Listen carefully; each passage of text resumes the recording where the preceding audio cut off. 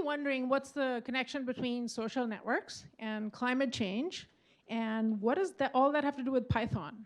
I'm not sure yet, but we'll figure it out.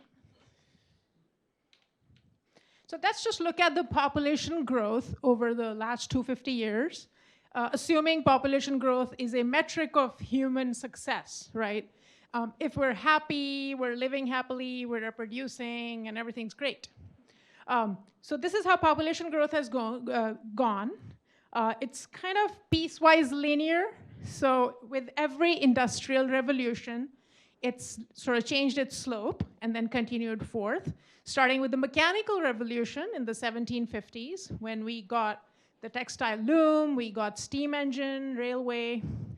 We were still using coal then. Then we moved on to the electrical revolution. About 100 years later, we figured out how to use electricity, how to make steel, started building automobiles, aircraft, et cetera. And then after another 100 years, we had the internet revolution. So that was in the 1970s, semiconductors, Moore's law, computers, electronics, telecommunication, and of course the internet. We're all here. So now the question is, we're likely at the cusp of the fourth revolution. What is that going to be? A lot of people talk about the cyber-physical revolution, like, we'll all be in the matrix. So we don't even have to get out of bed. We'll just think good thoughts and breakfast will arrive, or who knows, right? And robots will do all the menial tasks, and everything will be connecting into the brain directly, blah, blah, blah. That's great. That's science fiction, and it's great. It sounds fun. The question is, the current slope of economic growth and the current metrics of economic growth tend to be purely financial. Is that the right metric going forth? Given the last 2 years and more, you may think maybe not. Are we losing out by focusing too much on just the economic goals? Is it time to sit back and question, can we choose and shape what the fourth industrial revolution should look like? Why do we even need to question this? Let's double click under the hood of the 3 industrial revolutions. So they were great for population growth, but did they leave a footprint on Earth? Did they leave exhaust? And literally, they left exhaust.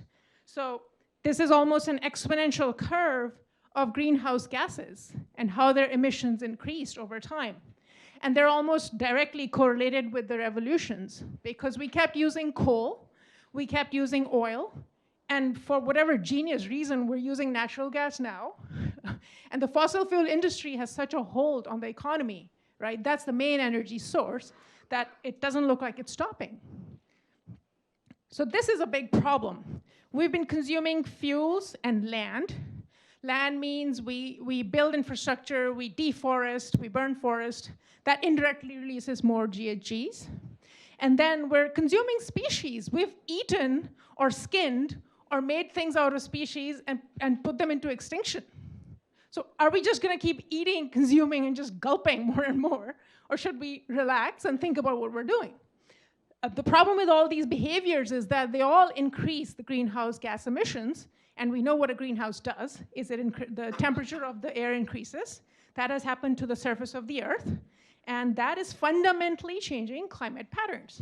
Many of you are maybe tuned in, many of you are maybe not. When I was at a big company, I didn't really pay attention to any of this, right? I was worried about my next assignment, my next promotion, my next opportunity for a raise or whatever, right?